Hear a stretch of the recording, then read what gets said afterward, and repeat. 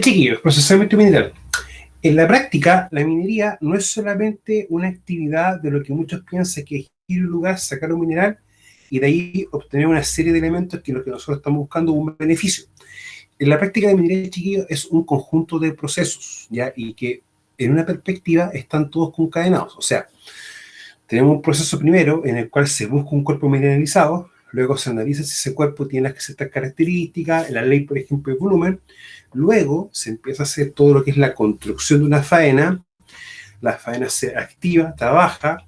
Luego tenemos procesos en los cuales tomamos mineral y dependiendo, por ejemplo, si es sulfuros o óxidos, pasan a distintos procesos, ¿ya? Uno que es la flotación y uno que es la lixiviación. Y luego vamos a tener, por ejemplo, casos de elementos que pasan, por ejemplo, de una flotación o una concentración de mineral, pasa, por ejemplo, a una fundición. Los elementos de una lixiviación pueden también, por ejemplo, pasar a una electroobtención. Ahora, lo principal es eso, entender que el proceso minero no es complejo, pero sí es un proceso que implica la generación y uso de bastantes materiales, ¿ya? Y varios procesos en sí y distintos elementos. Ahora, ¿por qué muchas veces hay que hacer la diferencia entre el procesamiento mineral entre sulfuro y óxidos para el caso de lo que es cobre? Porque van a implicar metodologías de trabajo distintas. Metodología, para mí, ¿qué significa? Procesos y componentes del esquema diferentes. O sea, vamos a tener una característica del personal que va a tener que tener ciertas características en cuanto a estudio. Uno, se realiza con cierto equipo y herramientas, o sea, lo que es maquinaria pesada, por ejemplo, en la lixiviación, funciona muy bien en lo que es, por ejemplo, la construcción de las distintas pilas. En lo que es flotación, funciona muy bien lo que es maquinaria pesada en la perspectiva, por ejemplo, de los carguillos de buzones, donde ingresa el mineral de un material para ir pasando por todo el proceso y de una roca llegar a un material que sea prácticamente una granulometría muy fina, para que con los distintos procesos y solventes pueda, de una forma u otra, poder extraer el mineral, que es lo que nosotros estamos buscando. Ahora, hay también un proceso muchas veces que la gente que trabaja en minería o la que hace la extracción del mineral no logra percibir muy bien. Que también a nosotros, ¿qué nos importa cuando un mineral o una roca con contenido mineral, que es lo más correcto, va a llegar a una planta de procesamiento? Es el tamaño de la roca, ¿ya? Eso muchas veces también hace la diferencia en distintas empresas faenas en la actividad relacionada con lo que es carguillo y transporte. O sea, cuando uno habla de carguillo, en el fondo nosotros no tenemos que olvidarnos que es el retiro del material desde la frente que en el fondo se generó material, o la frente que fue tronada, tanto en lo que es superficie como lo que es subterráneo. Y debemos tener diferencias, o sea, hay lugares en que extrae el mineral, lo llevan a superficie, si pasa a un tamaño o tiene un tamaño muy grande, se reduce de tamaño para que cuando llegue a una planta, llegue con el tamaño adecuado. Y esto tiene una lógica. Si las plantas de proceso, lo general es que no paren. Y si van a parar es por una discontinuidad del proceso o por falta de material o por falla. Ahora, paralizar una planta es complejo porque los procesos van funcionando con los distintos insumos que va llegando de un proceso a otro. Por eso lo ideal es siempre tratar de cumplir con ciertas características que tenga el mineral para que éste pueda ser procesado de una manera más sencilla o de una manera mucho más fácil o más rápida. Ahora, en la práctica, lo que es la flotación es uno de los procesos que más se desarrolla a nivel de minería, tanto en mediana como grande. Muchas veces la diferencia en lo que es el proceso de flotación en sí no pasa quizás por muchos equipos, sino que por la dimensión de estos. ¿Ya? Por la dimensión y por la cantidad, que eso es lo importante. Hay plantas en las cuales están procesando, por ejemplo, 5.000 toneladas al día. Hay plantas que procesan 50.000 toneladas al día. Entonces, hay diferencias muy concretas, chiquillos, en ese punto. Ahora, cuando nosotros hablamos de lo que es la flotación en sí, hay que entenderla desde la siguiente perspectiva. En la práctica vamos a tener un proceso de conminución. O sea, vamos a tener un proceso de chancado que viene todo lo relacionado con una molienda de tipo seca, o en el fondo una conminución seca, en la cual no interviene mucha agua, y de una roca de un tamaño pasa a un tamaño más pequeño. En lo que es la molienda, sí, también vamos a tener la diferencia en el que ya vamos a trabajar con agua directamente. Y van a haber distintos tipos de equipo. Lo muy común son los famosos molinos, o los molinos SAC. Esos molinos tubulares, ¿ya? Con bolas al interior. ¿Para qué? Para ir produciendo una disminución del tamaño. Para que la roca de roca pase a una especie como de talco muchas veces, ¿ya? Bueno, el tamaño de grano, ¿ya? Tiene también relación con las mallas, ¿ya? O sea, entre la malla más fina más pequeño es el grano, en este caso. Y eso tiene una particularidad, que va a ser mucho más fácil con los distintos reactivos de flotación, poder extraer cierta porción de mineral. Ahora, tenemos también la selección granulométrica, que es por hidrociclones, ¿ya? Y eso vamos a tener también que en el fondo se ve separando el tamaño de grano de acuerdo a un proceso giratorio, en el cual también tenemos una porción de agua. Luego tenemos el proceso de concentración, de qué es lo que básicamente es la flotación. Ahora, en la flotación tenemos también ciertas características que van a hacer que tengamos dos tipos de productos. Uno, el cual siga teniendo una porción, una concentración de mineral, que es lo que va a seguir pasando a este proceso, ¿ya? Y lo que no tenga esas características pasa a ser un relave. Y el relave existen de acuerdo al reglamento de seguridad minera y a las guías técnicas de manejo de relaves, de Senegmin, para existir distintas clases. Bueno, en esta presentación vamos a ver como el más común, el que más se presenta en distintos lugares. Ahora, los relaves aportan también o tienen una importancia, que hay muchos relaves existentes de la época antes de los 90, y esos se han transformado de una forma u otra en pasivos ambientales, en los cuales, como no han tenido un manejo adecuado, todo el relave ya cuando pasa una fase polvo va al ambiente, es respirado por la población, produce también ciertos efectos visuales, entre otras cosas, ¿ya? ¿Dónde encontramos muchos de estos tipos de relaves? También se le puede decir así, en la proximidad de Copiapó, tanto por la entrada norte, como por ejemplo en Andacoyo. En Andacoyo, tú cuando vas para allá, encuentras muchos relaves muy cercanos de la ciudad. Y eso va a producir también ciertos efectos cuando no son muy bien controlados. Ahora, también al ser también un pasivo ambiental, esos tipos de relaves, muchos de los reactivos o elementos que se utilizaban para sus procesos no son como los que son ahora. O sea, ahora las peligrosidades de los reactivos actuales no es como la de antes. O sea, la de antes eran cosas súper complejas y que producían mucho daño a la población y a los trabajadores. Ahora, lo que es la flotación, que más abajo lo vamos a explicar de otra perspectiva, luego pasamos a una separación de sólido-líquido, ¿ya? Que vamos a tener el famoso espesador, y luego vamos a tener los famosos filtros. Y los filtros tienen una característica que logra o busca eliminar una porción de agua, ¿ya? Recuerden muchas veces ustedes que el poder de compra que establece NAMI no es solamente también para mineral, sino que también es para concentrado. Por lo tanto, ellos también requieren que ese concentrado venga con una cantidad máxima de agua. Y luego vamos a tener un concentrado.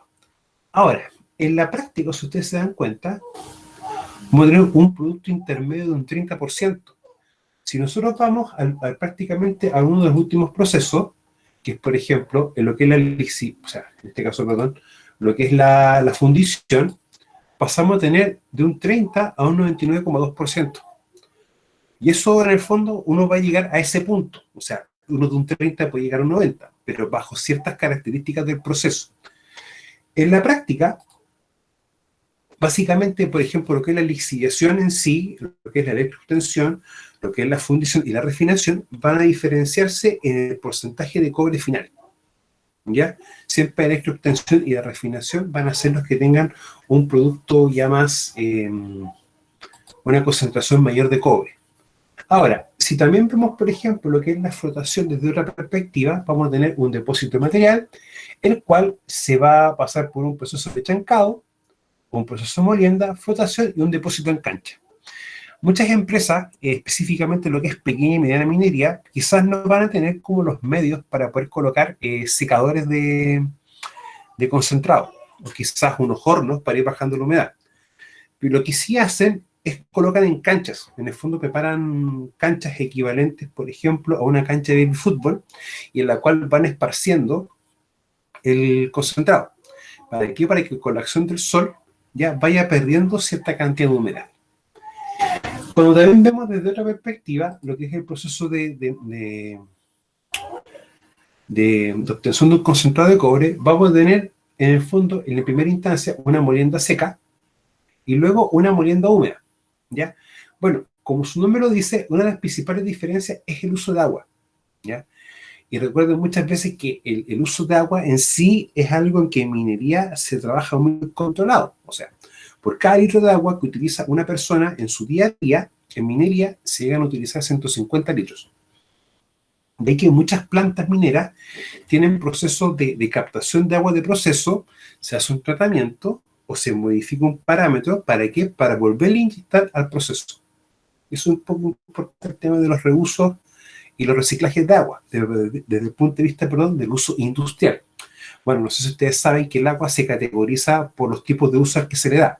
O sea, tenemos agua para regadío, agua para consumo humano y agua de uso industrial, entre otras más, como agua para entretención, en la que se utiliza en las piscinas, entre otros elementos. Ahora, tenemos una vivienda seca, en lo cual pasamos un chancador primario, secundario y terciario.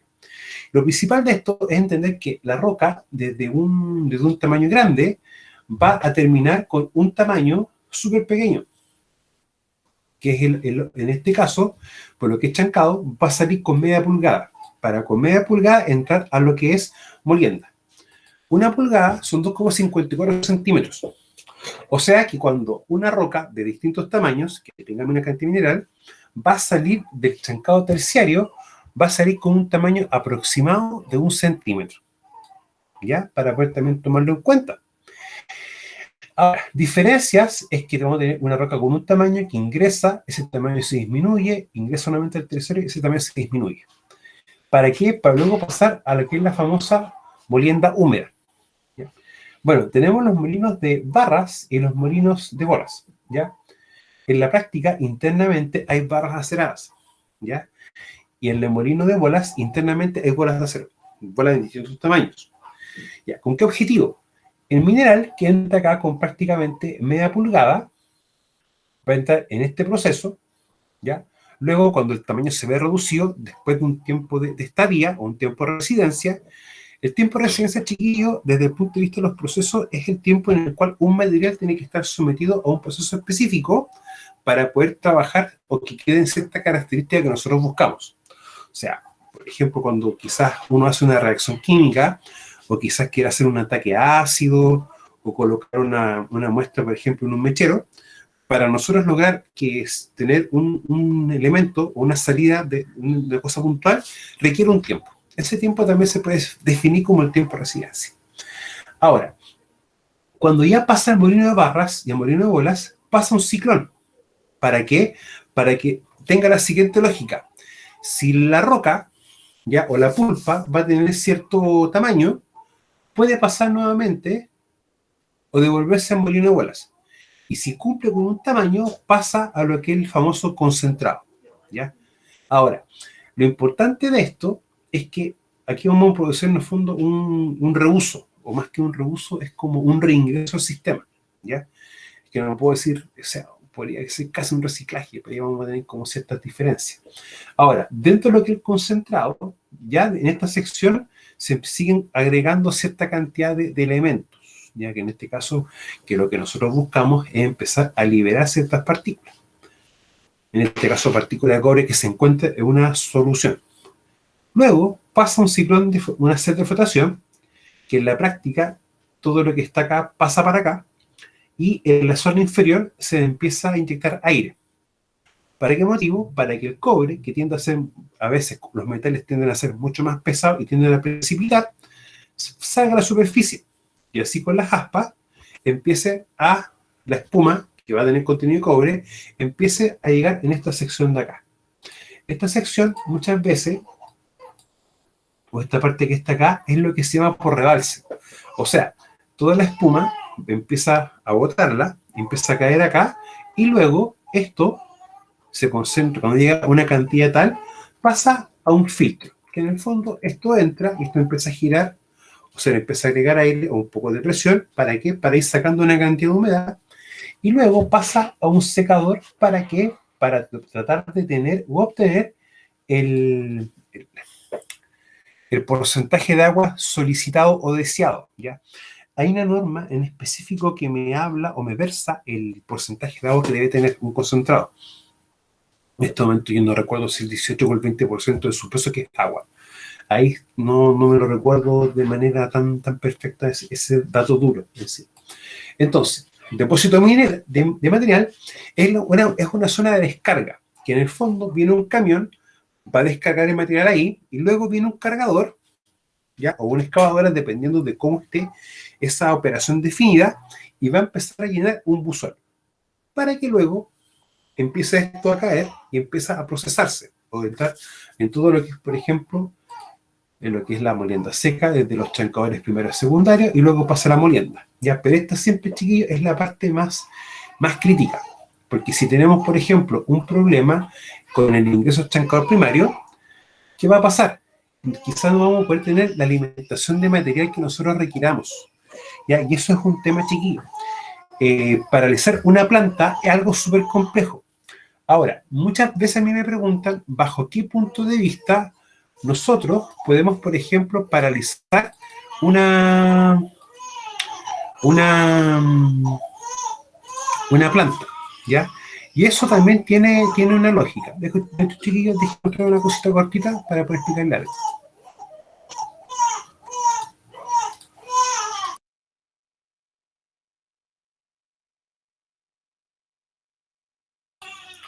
Chiquillos, dejen buscar la aislación inútil.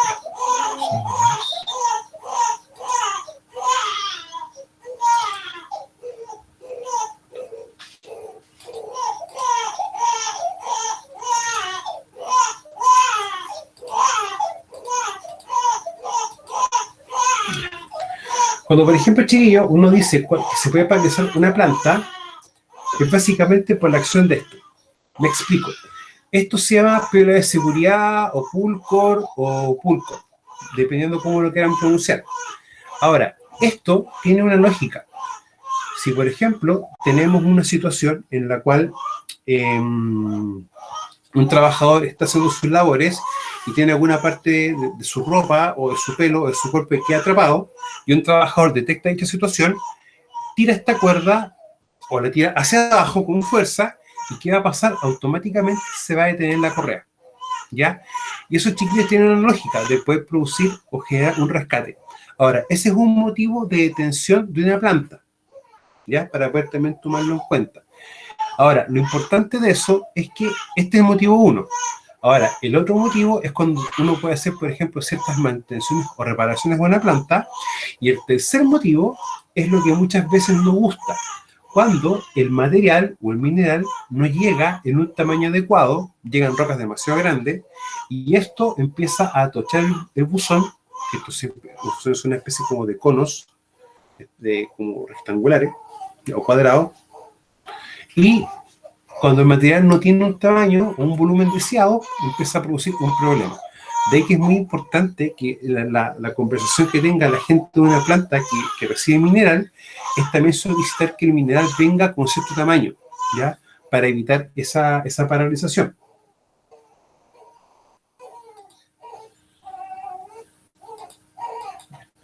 Ahora, chiquillos, el chancado, en la práctica, vamos siempre a tener 3 tipos de chancado: el primario, el secundario y el terciario. Lo principal de esto es que los distintos tamaños de roca que puedan tener o que puedan ingresar por un buzón, ¿ya? Van a salir con un tamaño inferior a media pulgada. O sea, si una pulgada 2,54 centímetros, al ser de media pulgada, el material va a quedar con un tamaño inferior a 1,20 y tanto. 1,24 más o menos centímetros. Ahora, lo importante de esto es que el material no es que salga de un punto a otro solo, sino que va a ser siempre llevado. Y siempre, porque se lleva por las famosas correas transportadoras, ¿ya? Ahora, las correas transportadoras, de una perspectiva u otra, también es un proceso bien crítico. Cuando se hace mal la mantención o quedan mal montadas, pueden producirse ciertos retrasos en el proceso, ¿ya? Para poder también tomarlo en cuenta. Ahora, la molienda, que ya tenemos de un depósito a un chancado, pasamos a la molienda, se reduce el tamaño aún más todavía. O sea, si llega una roca así, pasa a chancado, tenemos una roca 1 centímetro, acá tenemos de 0,2 milímetros. O sea, vamos a tener un tamaño de grano o de partícula mucho más pequeño. O sea, ya algo bien importante. Ahora, sí, chiquillos, ¿quién levantó mano? ¿Leonel? Profe, yo, es que, mire, me quedé colgado con lo de Chancado. El tamaño de la pulgada que menciona, ¿eso corre para las tres, para el primario, secundario y terciario? Eso No se me quedó. necesariamente. No, lo ideal es que del terciario salga con ese tamaño con ese tamaño de la roca, en sí, con mineral. Ahora, mira, yo te voy a ser bien franco, Leonel. Cuando yo me tocó trabajar a mí en toda esta sección, las rocas que llegaban a los buzones a veces eran de este tamaño. Eran así. Y la grilla, que en el fondo era la rejilla, era de este tamaño. Entonces era algo de 20 por 20, llegaban rocas de 30 por 30. Profe, y por eso ahí no, ¿qué onda? ¿No lo fiscalizan o no? No es que no lo fiscalicen. Lo que pasa es que, a ver, muchas veces tú tienes que pensar que quizás una planta va a comprar material. Y muchas veces que hace la empresa una faena, vende el material. ¿Ya? Ahora, lo importante de esto es que lo ideal del proceso es que se pueda entender que pueden existir estos problemas. Ahora, hay un riesgo muy típico y que ocasionó, o sea, más que un riesgo, un peligro, que ocasionó muchas muertes mucho tiempo. Me voy a explicar. Cuando un buzón, que en el fondo un buzón hay que entenderlo como una especie de cuadrado de un tamaño mayor y un tamaño menor, por lo tanto es así, Son como un tiene una embudo, rejilla. profe. ¿Mm? Son como un embudo. Un embudo, pero no circular. ¿Ya? Ahora, lo importante de eso es que en algunas oportunidades, en algunas empresas, cuando eso se quedaba atochado, le empezaron a pegar con un barreno para poder bajar la roca. Muchas veces pasó de que la planta no la detenían, seguía funcionando. Entonces, tomaban el barreno, empujaban así, y ese barreno golpeaba a la persona en el cuello, produciendo un accidente fatal.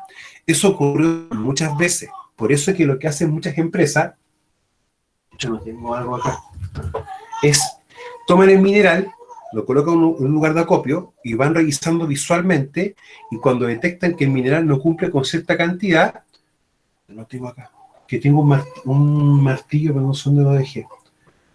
¿Y qué hacen con un martillo y con un equipo mecanizado? Empiezan a golpearlo para reducir el tamaño. Y ya cuando el tamaño es el adecuado, ahí ingresa el proceso. Pero ahí ese es como un filtro que hacen varias empresas.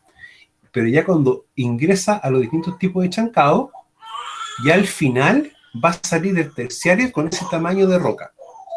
Con ese tamaño en el fondo de la roca, en el fondo de lo que nosotros estamos buscando. No sé, Leonel, si eso respondió un poco su pregunta. Sí, profe, ahora sí, ¿Sí? no, claro. Muchas Ya, gracias. de nada.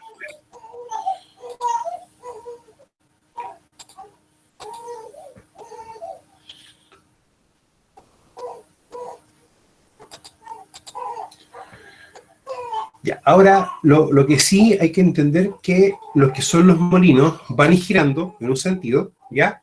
Y todo el material que está dentro, las mismas rocas con las mismas barras y después con el de bolas, hacen también que el tamaño se vaya achicando, se vaya disminuyendo lo más posible. Ahora, este proceso, claro que tiene que tener agua. ¿Para qué? Para que el producto de esto vaya por cañerías. Ahora, lo que yo no nombré mucho es que gran parte de lo que son las plantas concentradoras, para poder como agilizar ciertos procesos, están hechas en función de la gravedad. O sea, el parte de lo que es el buzón de carguillo se encuentra en la parte superior, ¿ya? Y luego esta empieza ya lo que es el chancado primario, secundario, terciario, y luego lo que es flotación. Entonces van teniendo siempre como una especie de más grande a lo más chico, para que la misma gravedad ayude y contribuya al movimiento del material, ya que muchas veces el uso de energía en ciertos procesos es demasiado extensa. Entonces, eso también tiende a encarecer los procesos. Ahora, la flotación. Ya, en sí, chiquilla, la flotación es el proceso que permite concentrar el cobre, ¿ya? Ahora, lo importante de esto es que viene una etapa moliendo, o sea, ya el tamaño de una roca grande pasa a ser prácticamente como un polvillo. Ahora, lo importante de esto es que la sal de flotación se hace burbujear oxígeno del fondo hacia arriba. ¿Ya? ¿Con qué objetivo? De que, chiquillos, por favor, ¿me pueden dar un segundito? ¿Me pueden dar un minuto, por favor, chiquillas? Vengo a tirar. Tranquilo.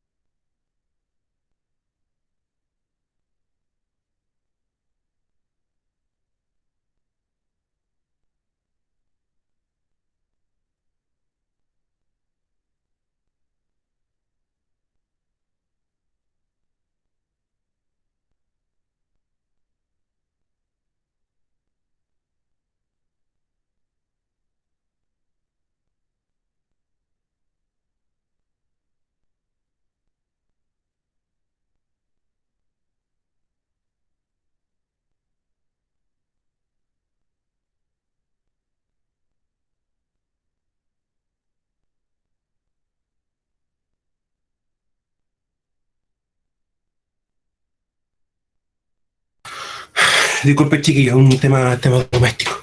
Ya, entonces, lo principal de la flotación es aquello, que empieza a burbujearse oxígeno de abajo hacia arriba.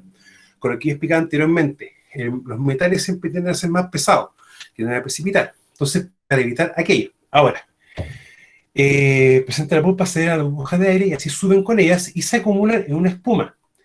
Y esta espuma rebasa hacia las canaletas que bordean las celdas que lo llevan al proceso de decantación. Ahora, ¿por qué es importante esto? Porque esta espuma se empieza a concentrar en un lugar y ya de a poquito se empieza a formar como una especie como de pasta. Una pasta que después va a tener que seguir trabajando en distintos procesos. Ahora, ya el concentrado proveniente de la etapa anterior y como punto de fin de la planta es depositado en canchas para que se disminuya la humedad y se ensaca o dispuesto en camiones. Ya hubo una época en la que el concentrado se vendía en sacos. Ya eso era la época de los 60, 70, ya, o sea, bastante tiempo atrás. Ahora, tenemos quizás también el otro proceso en paralelo, aparte de la flotación, que es el proceso de lixiviación. Ahora, nunca olviden, esto es pregunta de prueba, que los sulfuros pasan a flotación y los óxidos a lixiviación. Y ahí esto se va a preguntar sí o sí. Ahora, lo importante de esto es que vamos a tener sí un chancado, o sea, de un primario, un secundario y un terciario. Y este producto pasa a lo que es la lixiviación. La lixiviación, chiquillos, desde esta perspectiva, ¿qué es? Se fabrican canchas, ¿ya? Y estas canchas a veces tienen una leve pendiente. ¿Para qué? Para que toda la roca dispuesta se bañe con una solución ácida y luego esta empiece a escurrir por toda la roca. ¿Y qué objetivo? Que esto después, toda esta solución que tiene cobre, pase, se capta por canaletas y luego pasa a un proceso de purificación, a un proceso de extracción por solvente, que acá en el fondo empezamos a extraer ya mala partícula de cobre. ¿Para qué? Para ir luego a la electroobtención. O sea, poder trabajar cobre de manera eléctrica, ¿ya? Y así vamos a tener cátodos de cobre. Ahora, diferencia entre la concentración y lixiviación es el producto final, o el producto también intermedio. Acá tenemos un 99% de cobre y en lo que es la flotación tenemos un 30%. Ahora, uno de los residuos que queda en minería en sí, en este caso lixiviación, pasa a ser los ripios, ¿ya? Y los ripios en el fondo es roca en la cual ha pasado cierta cantidad de ácido por encima de ellas y produciendo ya un desgaste y generando un residuo. Ahora, se consideran residuos mineros. Desde la perspectiva del reglamento del decreto 148, que es el reglamento para el manejo de residuos peligrosos, no se consideran residuos peligrosos, excepto que la autoridad sanitaria pide un examen para poder comprobar tal situación. O sea, hay un tema legal que ya implica otros elementos. Ahora, lo que es la fundición en sí, hay que diferenciar de una refinería. En la fundición yo voy a obtener cobre, en este caso un cobre blister, a 92,7%. Y este producto es el que pasa a una refinería para llevarlo a un 99,9. Ahora, consiste en la separación de los metales contenidos en los concentrados por un proceso pirometalúrgico, con altas temperaturas que funde el concentrado transformándolo de sólido a líquido. Ahora, cuando uno ve un proceso de fundición, empieza a existir o empieza a nacer un concepto, que es el famoso carga fundente. ¿Y por qué uno dice que es un concepto? Porque muchas veces se piensa de que el concentrado pasa directo a fundición. Y en la práctica no es tan así. Cuando sale el concepto de carga fundente, ¿qué significa? Que va a llegar una cantidad quizás de concentrado, una cantidad de mineral, ¿ya? También muchas veces se toma algún residuo como escoria y arena, y otros elementos más cal también. Y esos se agregan quizás todos juntos, o se van agregando unos elementos en el proceso, y eso pasa a trabajarse en los distintos convertidores. Bueno, el convertidor tipo, el CT, el tipo teniente, de que es el convertidor que en el fondo trabaja de maneras bien interesantes. Ahora, los convertidores hay que tomarlo como un cilindro metálico, en la cual en la parte interna está con ladrillo refractario, que en el fondo contiene y refleja el calor. ¿Ya? Ahora, la temperatura de esto es bastante alta. Dentro de este subproceso vamos a tener el ácido sulfúrico en los procesos de fundición. ¿Ya? Fundición en Chile tenemos, sí, específicamente en la región de Atacama existen dos fundiciones, la de Porelillos y la de Paipote. Ahora, no es que la fundición salga directo ácido sulfúrico. Acá viene todo un proceso. Dentro del proceso de fundición se genera un ácido, el ácido sulfuroso, el SO2.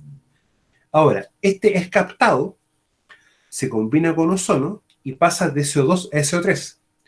Este anhidro sulfúrico, el SO3, se combina con agua para recién poder obtener ácido sulfúrico. ¿Ya? Y esto es el que también se vende, ¿para qué proceso o para qué cosa? Para lo que tenemos acá, para la lixiviación, ¿ya? Para poder también entenderlo de esa perspectiva.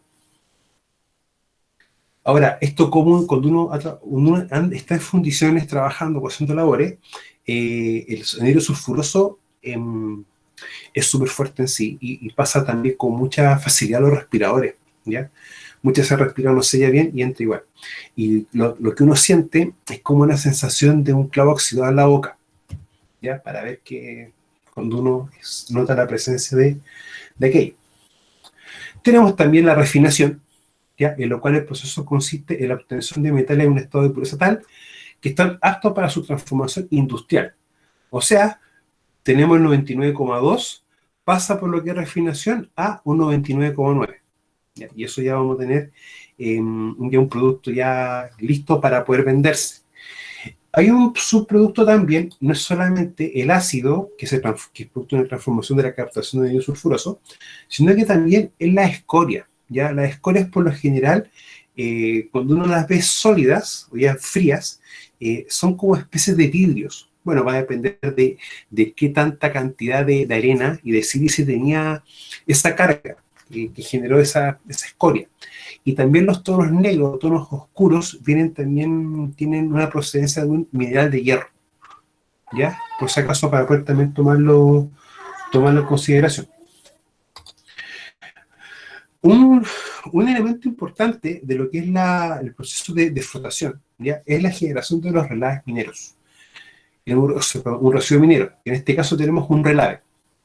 Ahora, es lo que más se genera, ya tanto a nivel de pequeña, mediana y gran minería. Bueno, lo que es gran minería van a haber diferencias básicamente en los volúmenes y en los controles que tienen y todos los estudios que tienen para poder hacer un tranque de relave. O sea, hay minería en la cuarta región que tiene estas características también. Ahora, ¿por qué una se diferencia de estudios? Porque en la antigüedad, cuando se tenía una planta concentradora, se buscaba como el lugar más amplio y que tenía ciertas características, y si estaba ok, démosle, ¿ya? No pasaba por una lógica o por un estudio económico o por algún estudio más acabado, entre otros elementos. Bueno, ahora las leyes han cambiado y han cambiado en parámetros bien importantes. Ahora, por lo general, cuando tenemos esta característica de tranque relave, ¿Ya? Por lo general, este muro de contención se fabrica o se toma el mismo material del relave que se ha formado, ¿ya? Que en el fondo se va acomodando para poder construir este muro. Lo que también hacen algunas otras empresas que generan muros de contención y los fabrican. Bueno, hay con material específico y esto se fabrica por capas, tal como, por ejemplo, se puede fabricar un camino, una carretera, ¿ya? Va a haber capas de compactado, entre otros elementos. Y vamos a tener acá parte de lo que es el relave en sí. Vamos a tener lo que es el agua y lo que son los sólidos finos y sedimentados. Y acá se forma una especie de playa. Ahora, si hay una condición de viento, es ver una playa, ¿ya? Una pequeña laguna, o como un embalse muchas veces, es lo más correcto de decir. Ahora, estos tranques, por lo general, también tienen tiempo de vida útil, ¿ya? Y ese tiempo de vida útil, cuando empieza a acabarse, cuando esto de acá ya empieza a llegar en la parte superior o en la corona, ¿ya? Lo que hacen a veces algunas empresas, si se cumplen ciertas características técnicas, es poder subir el muro, ¿ya? ¿Para qué? Para aumentar la vida útil del tranque de relave, ¿ya? Lo importante de esto es que en la práctica hay distintos tipos de muros o tranques de relave. Y este es la opción B, la construcción de un muro resistente con parte del mismo relave. Ahora, este es un relave que se ubica en la cuarta región, ¿ya? Y si ustedes se dan cuenta, tiene una pendiente, de esta forma, y uno también puede ver que existe cierta cantidad de vegetación, y también se puede ver que hay ciertas manchas como de humedad, ¿ya? Ahora, cuando un relave tiene vegetación en sí, ¿qué nos está diciendo? Que quizás hay características que van a ayudar a que la vegetación pueda crecer, ¿ya? Ahora, por lo general, uno va a encontrar arbustos de esta forma o vegetación de baja altura, ¿ya? Tallo grueso y hoja gruesa, ¿ya? ¿Con qué objetivo? Que son plantas que pueden mantener más la humedad, ¿ya? Eso tiene un nombre, y es que es un tipo de planta muy característica de la zona norte, son vegetaciones xenófitas, ¿ya? De baja altura y con esas características. Ahora, en la práctica, esto trata siempre los relaves. O sea, yo tomo mi relave y lo voy a trabajar en esta zona. Ahora, lo siempre es importante, desde varias perspectivas, ver siempre la zona baja. ¿Y qué razón motivo? Para que no se produzca un proceso de liquefacción, que esto de acá se cae, se desmorona, y todo lo que está en la parte superior baja de manera abrupta, ya que eso puede pasar. Ahora, hay ciertos controles que hay que tener, entre otros elementos, ya que eso es lo importante también de un correcto manejo de un tranque relave. En la práctica, lo que se genera en una planta, hay que separar la fracción gruesa y líquida. El relave, cuando se viene recién saliendo del proceso, sigue siendo como una especie como un cemento muy aguado. Por lo tanto, tiene que separarse en dos fases, en la fase sólida y en la fase líquida. La fase sólida, o la que tiene una granulometría mayor, es la que por un proceso de un hidrociclón, que es como una centrífuga, ¿ya? Que va a ir separando ciertos elementos, la parte más gruesa es la que empieza a caer en esta sección. Y la parte más fina es lo que cae en las famosas piscinas, que vamos a tener las piscinas de decantación, ¿ya? Esas piscinas, por lo general, cada cierto tiempo hay que hacerle también una limpieza en el fondo, para que todo el sedimento o todo el limo pueda ser retirado y darle un tiempo de vida útil mayor a esto. Hay también muchas empresas en las cuales su proceso de minero ha generado, por ejemplo, los famosos estériles, que el estéril es una roca obtenida de un proceso, de una faena subterránea, por ejemplo, pero que no tiene continuidad mineral. Muchas faenas mineras que hacen, cuando ya tienen que acogerse a un plan de cierre, van rellenando ciertas secciones de la mina con relaves y con estériles, ¿ya? También para poder verlo esa perspectiva. Ahora, la fracción gruesa, ¿ya? Y la fracción de arenas finas, y en este caso son las famosas lamas, ¿ya? Bueno, la primera parte, la arena gruesa, es lo que se corresponde en esta sección de acá, y los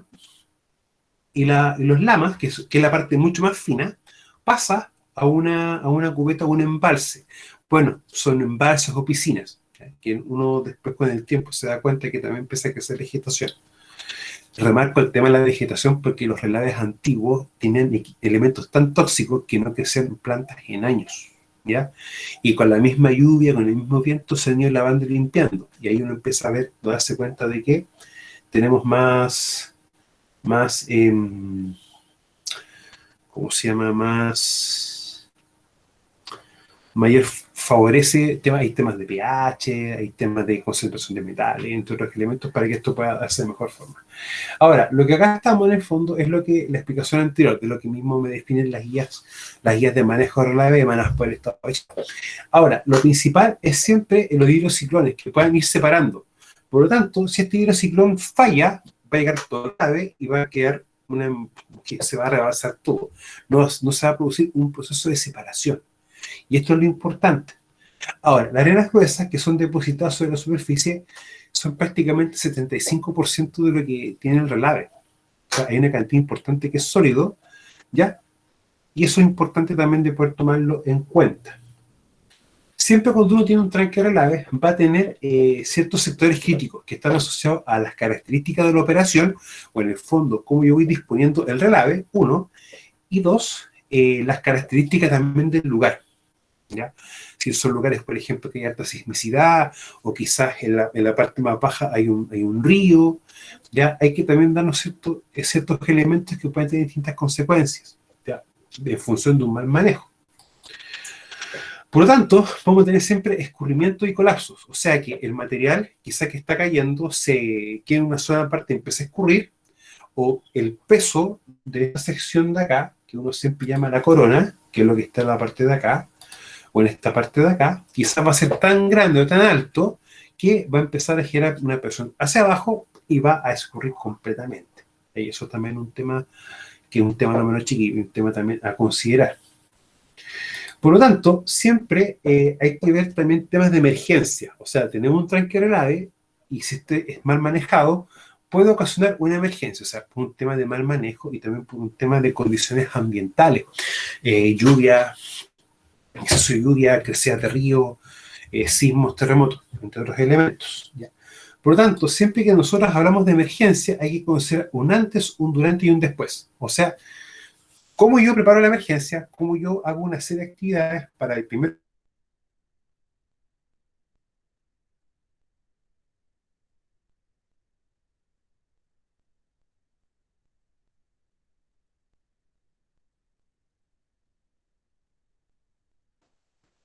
Lo que uno está viendo, ¿ya?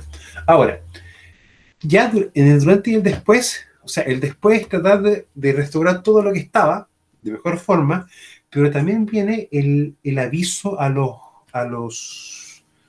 entes fiscalizadores. O sea, si yo tengo, por ejemplo, un tema con mis relaves, un tema, por ejemplo, con falla en mi proceso y accidente, se da el respectivo aviso. O sea, no hay que hacer cosas como que no se hacen, hay que hacerlas. Ahora, siempre hay que verificar de manera constante no solamente la situación de cómo se encuentran los relaves, sino que gran parte del proceso. Estos procesos mineros, por lo general, siempre tienden a tener fallas.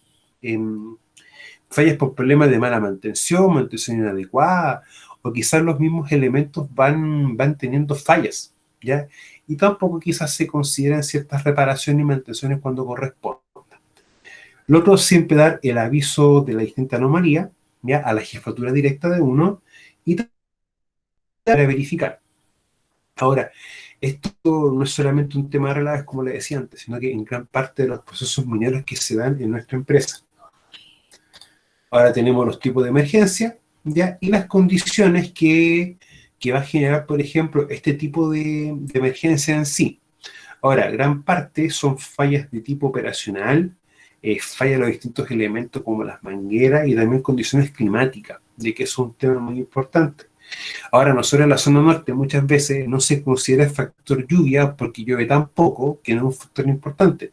Ahora, cuando llueve, se pagan ciertas consecuencias por una mala provisión de ciertos elementos. O quizás no se genera una estructura adecuada como un plan de emergencia, por ejemplo, entre otros eventos. Bueno, detectar la emergencia, dar aviso según la emergencia, o sea, cada una de estas va a tener una actuación definida, ¿ya? O por ejemplo, si tenemos un incendio o tenemos un derrame o un contacto con productos químicos, va a tener sus manejos diferenciados, ¿ya? Luego, verificar las medidas y dar aviso a los distintos servicios, ¿ya? Y especialmente a estos tipos de de elementos que van generando de una forma u otra ciertos accidentes o condiciones que pueden generar una emergencia. Chicos, esto ha sido la materia. ¿Ya? Ahora vamos a ver la última parte entre hoy día y la próxima semana, ya que es lo que tiene relación con lo que es parte de equipos de carga y transporte, de que es como lo que más se trabaja mucho, ¿ya? Así que, chiquillos, voy a dejar de presentar esto y voy a empezar a colocar la otra cámara, ¿ya? Para poder empezar a ver esto. El chiquillo, en todo caso, le va a quitar unos 10-15 minutos más, no es más que eso, para hacer la introducción de la materia, ¿ya? En todo caso, tengo fe que les va a gustar bastante, así que no...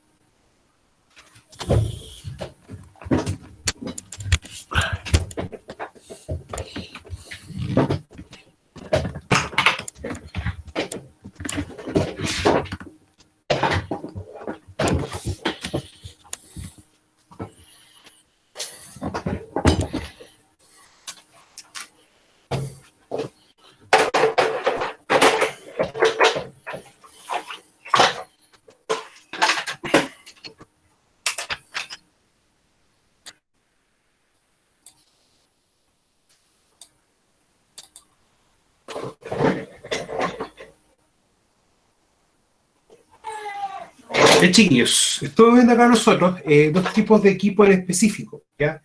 Que básicamente van a hacer trabajos en lo que corresponde una perspectiva a lo que es carguío, ¿ya? Y estos son equipos que van a participar en ciertas labores como de apoyo, ¿ya? Bueno, porque uno muchas veces lo diferencia bajo esos dos puntos de vista. Me explico. Si uno empieza a ver los baldes, son baldes mucho más pequeños. Y la función, por ejemplo, de este equipo es poder ayudar a mantener la superficie limpia y despejada. ¿Para qué? Para en el caso que hubiese una circulación de personas, estas pueden hacerlo libremente y tratar de controlar un riesgo muy en específico, que es el famoso caída al mismo nivel. Ahora, Profe, disculpe, ¿sí? que se ve Dígame. una sola máquina nomás que está mostrando. Espera un Sí. poquito, entonces, espera un cachito. Ya, gracias. Espera.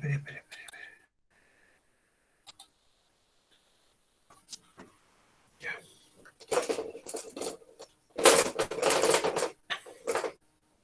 Ya. ¿Ahí se ve mejor? Sí, profe. Sí, ahora sí, ya. Entonces, vamos a repetir un poquito. Tenemos dos tipos de equipos que su diferencia entre sí no es solamente el tamaño. Ambos van a ser cargadores frontales, ¿ya? Este un cargador con orugas, como se ve acá, y esto un cargador con ruedas. Ahora, muchas veces la diferencia no es solamente en el tamaño, sino en ciertas características técnicas. Ahora, estos equipos están en escala 1:16. ¿Qué significa aquello? Que si yo esto lo multiplico por 16 veces, voy a tener el tamaño real del equipo, ¿ya? Las personas que tenemos acá miden aproximadamente 1,70 m, 1,72 m. Siempre uno hace la referencia por ver ciertas escalas en cómo está la persona versus el equipo, ¿ya? Ahora, vamos a tener equipos de apoyo, equipos que permitan que la operación pueda funcionar y equipos de operación como el que tenemos acá. Ahora, existe también un tercer tamaño de equipos, ¿ya? Y eso se lo muestro de inmediato para ir viendo las diferencias, que es lo que a mí me interesa.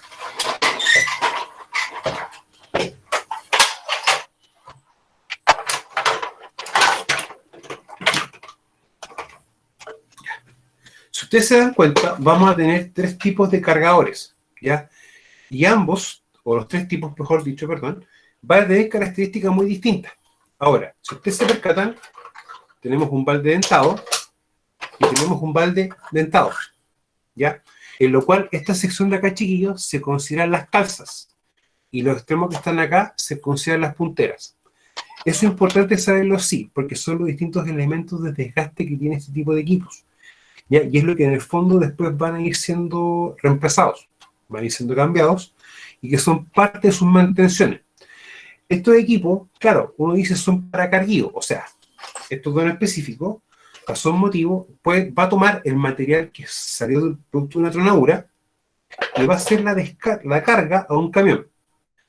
Luego, si estamos en faena subterránea, va a superficie, lo deposita en cancha, ¿para qué? Para que la roca va a tener un tamaño más pequeño y poder tratar de cumplir con una característica que es lo que pide, por ejemplo, en el planta que produce concentrado. Ahora, este equipo, ¿qué va a permitir?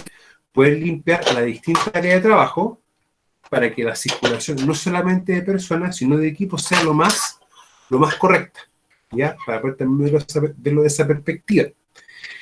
Este equipo de apoyo tiene también otra diferencia con ellos, que es el tipo de balde. Si ustedes se dan cuenta, el balde es una cuchilla, no es un balde dentado. Por lo tanto, no me va a permitir hacer de mejor forma labores de cargueo, sino que solamente labores de limpieza de áreas. Ahora, hay que también remarcar mucho aquello, porque muchas veces tienden a utilizar estos equipos para elementos que no son. O sea, este equipo por su tamaño, ¿ya? Y por sus características, no puede ser para cargueo. Como tampoco puede ser para qué cosa, para poder utilizarlo como una escalera, o una escalera en realidad, o como un andamio provisorio para poder llevar personas, que es algo que pasa siempre. Y otro elemento que pasa mucho con estos equipos, que es el siguiente. En algunos lugares les sueldan ciertas argollas acá, en los extremos o en la parte media. ¿Para qué? Para poder levantar cargas. ¿Ya? Y eso tampoco corresponde. Si yo utilizo esto para elevar cargas y este para elevar personas, voy a estar generando riesgos adquiridos, que en el fondo son riesgos que no tienen material y que yo se los estoy agregando. ¿Ya? Eso es importante considerarlo, de que básicamente los riesgos adquiridos se dan mucho. Ahora, cuando uno también empieza a ver otros parámetros o hacer diferencias entre estos equipos, este equipo y este equipo, estos dos, vamos a ver un poquito van a tener también ciertas características que van a obligar a generar nosotros medidas de control o medidas de seguridad, pero en los trabajos o en el entorno de aquellos. Bueno, este equipo es una copia fiel al real. Y si uno lo empieza a observar, se va a percatar de un detalle, que en ningún lugar tiene espejos, no lo tiene, como tampoco el que tiene acá. ¿Ya? Cuando uno sabe eso, existen varias reglas bien básicas. La primera, que cuando estos vehículos o equipos están circulando, la circulación de personas en el área debe ser igual a 0. Y esto tenganlo bien claro, la interacción entre máquina y herramienta se puede dar sí. O sea, máquina y equipo se puede dar sí, pero con una salvedad. Cuando el equipo no esté operativo. O sea, tengamos por ejemplo el balde abajo. El balde abajo, en este caso de este tipo de equipos y de la excavadora, que vamos a trabajar la próxima semana, que indica que este equipo no está en operación. Algunas personas lo dejan en esta forma u otras en esta forma, con el balde clavado. Cuando este equipo está detenido, recién puede haber una interacción hombre-máquina. Y el otro punto importante es los puntos ciegos. O sea, cargador, cargador. Diferencias entre ambos no es solamente el tipo de tamaño, la función que tiene y las características del balde, sino que también va a ser la visual que puedan tener los operadores. Esta, donde está la persona sentada, es prácticamente equivale a la altura de una persona que esté de pie. Por lo tanto, la visión de la persona es prácticamente casi donde termina el balde. Tiene una visión amplia, pero una visión en este sentido. O sea, así. En cambio, este operador va a tener diferencia en cuanto a la visión, porque ya va a estar a una altura, por lo tanto, su visión va a ser prácticamente en este punto, o sea, a unos buenos metros del balde. Por lo tanto, esta sección de acá completa se va a considerar como puntos ciegos, puntos en donde el operador no tiene visión de lo que está pasando en su entorno. Ahora, estos son los puntos ciegos para este equipo, pero este equipo va a tener también puntos ciegos, que va a ser prácticamente el borde completo, o sea, toda esta sección. Por lo tanto, si yo sé que esta persona o perdón, sé que este equipo y este equipo tiene puntos ciegos, lo que yo nunca debo hacer es someterme o quedarme en esos puntos ciegos. Nunca. ¿Ya? Porque razón motivo no tiene visión y no tiene cómo saber que yo estoy ahí. Por eso lo importante siempre, cuando se interactúen con los equipos, hacerlo, pero ¿con qué cosa? Con los equipos detenidos. Ahora, otra forma de poder interactuar con este tipo de equipos es cuando estos estén trabajando en un área. Y esa área también pase a tener una característica, que va a tener un control de ingreso, ¿ya? Y también yo voy a colocar ciertos señales de advertencia. El cono en sí, yo lo considero una señal de advertencia. Razón, motivo, cuando yo lo dispongo, estoy diciendo de que pongan atención. Acá está ocurriendo una situación en la cual requiere que todos pongan su atención. Ahora, cuando esto esté trabajando, el operador de acá es el dueño del área. Por lo tanto, esta persona le pregunta al operador si alguien puede ingresar y si lo autoriza, le comunica de manera verbal que puede hacer ingreso al área. ¿Ya? Hay situaciones que quizás no se puede dar esto y solamente tengamos el área delimitada. Lo que se hace, se coloca un cartelito con la frecuencia de radio para que una persona cuando quiera conversar con él utilice la frecuencia de este operador. Y si quiere o necesita ingresar, le pida el permiso respectivo, ¿ya? Para ir pudiendo verlo de esa perspectiva. Ahora, cuando uno también habla de las labores de carguío, cuando uno habla de esa labor en específico, empieza a aparecer un segundo equipo, que es que uno de los equipos, que en realidad es un camión, que es uno de los más utilizados. Y ese contexto, o ese tipo de vehículo, es el siguiente.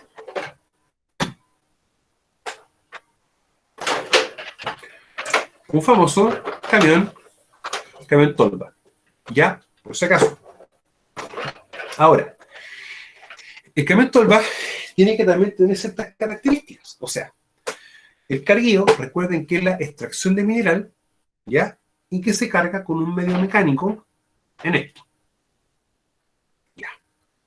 Por lo tanto, acá tenemos que tener varias lógicas o varias situaciones que uno puede también ponerse en distintos casos. Por ejemplo, ¿por qué este equipo no puede cargar este? Porque si tú te das cuenta, la tolva, o en este caso el brazo con el balde, va a pegar. No tiene una altura mayor que aguante. Va a chocar. Por lo tanto, ¿sí? Inclusive no se puede levantar mucho el balde en este caso de esa máquina, que No. al menos por el tema de que le puede caer material al chofer. Hay varias excepciones, Nicolás. Siempre uno recomienda que cuando sea carguío de este vehículo, de este equipo, el chofer esté fuera, no esté dentro del vehículo. No, me refiero al del cargador en este caso. El gato No, que le llaman. Mira, en este caso pasaría lo siguiente, Nicolás. Eso es lo más probable que pase. ¿Ya? Ah, vale. Ya, por si acaso. Ahora, siempre las alturas de esto también van a ser alturas regulables, ¿ya? Y bueno, cuando este equipo se somete a reparación, por lo general hay unos seguros que hacen que este brazo se bloquee, no quede quieto. Ahora, este equipo no sirve. Este equipo, ¿cuándo va a servir? Cuando estemos haciendo un trabajo de carguío, quede material en el lugar, este equipo que hace pase y lo retira. Esta es la función de este equipo. Segundo caso, este cargador, si yo empiezo a hacer el mismo ejercicio, cuando tampoco me va a servir, porque ahora son motivos, va a chocar.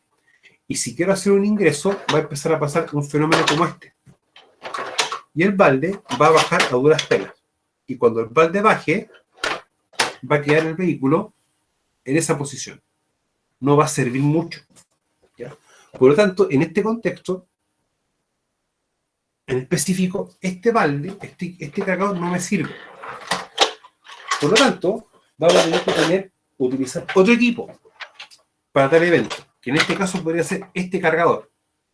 Ahora, lo ideal de este es que va a caer el material, o sea, el brazo con el balde ya levantado no va a chocar en ninguna estructura. Y en ese contexto, ¿qué hacemos? ¿Qué se tendría que hacer? el balde, al bajar, va a producir la descarga, ¿ya? Ahora, como receta, o sea, no es que siempre tenga un pero en la práctica, espera un poco, chiquillos, que esto no quiere...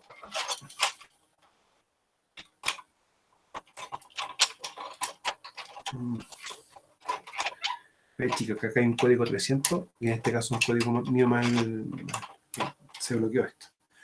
Bueno, cuando tenemos este caso, ¿ya? Este contexto más específico, lo que nunca puede pasar es tirar el material de esta altura, nunca, bajo ningún punto de vista. Siempre el material tiene que caer en una sección o una altura mucho más baja, como la que tenemos acá, y cuando el balde se voltea, se da vuelta, lo hace de manera lo más lenta posible, para que esto pueda caer el atolvo de manera adecuada, ¿ya? Ahora, por este tamaño de balde, este tipo de tolva, básicamente con 3 a 4 paladas de estas, el atolvo en este caso se va a llenar, ¿ya? Ahora, eso a nosotros en qué nos importa, o qué es lo importante para aquello, para nosotros en nuestro contexto, es que nos va a limitar o nos va a definir, por ejemplo, cuántos ciclos. O sea, los ciclos se refieren a cuántas veces cambiamos de un punto A a un punto B.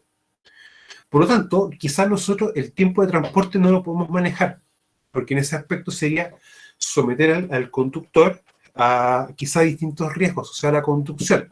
Y más que estos vehículos van a tener también características bien específicas asociadas a la carga, ya que va a hacer que quizás tenga una masa mayor y va a hacer que este vehículo tenga diferencias, por ejemplo, en el frenado, para tomarlo en cuenta. Pero sin embargo, el tamaño del balde del cargador nos va a disminuir un tiempo, el tiempo de carga de esto, ¿ya? Ahora, nunca olvidar lo siguiente. Estos equipos tienen una carga, pueden llevar una carga máxima, ¿ya? Y uno siempre recomienda que en la práctica no sobrepase la tolva, esta sección de acá. La ley de tránsito, ¿qué me obliga a mí? Que toda carga, que la cual pueda ser expelida hacia el exterior o pueda caer, tenga que ser siempre transportada con una carpa, o sea, encarpado, ¿ya? Muchas faenas mineras hacen también incluso una humectación de esto, colocan la carpa, ¿ya?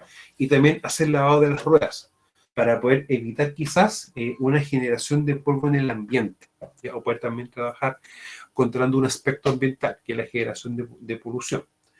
Lo otro tema importante, chiquillos, en estos vehículos es esto, en la tolva, ¿ya? Siempre la tolva es importante que cuando se haga una labor de descarga y la tolva vuelva a su posición original, el portalón de esto baje completamente. ¿Ya? Razón motivo, si el portalón baja de manera adecuada, o no como corresponde, va a quedar con cierta abertura y va a empezar a botar material hacia el exterior. Y quizás puede, por ejemplo, pasar un vehículo, pisarlo con su rueda y proyectarlo. Eso también es una situación que se da. Lo otro importante entender que esto, con los golpes constantes,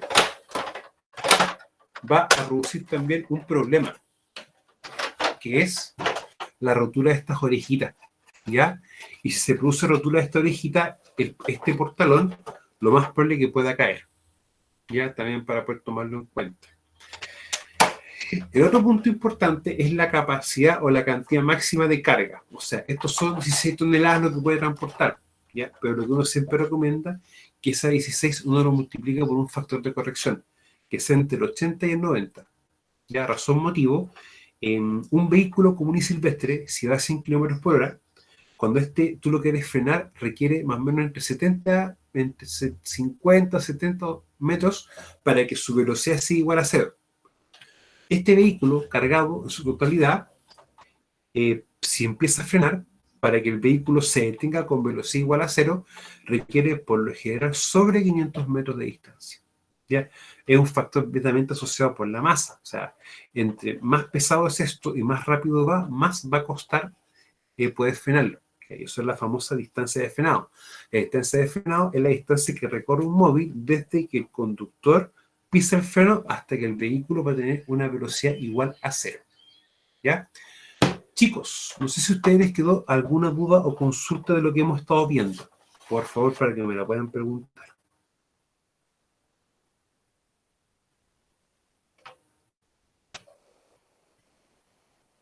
No, profe, ninguna. ¿No? Chiquillos. Entonces voy a dejar de grabar, pero por favor no se me escapen. ¿Ya?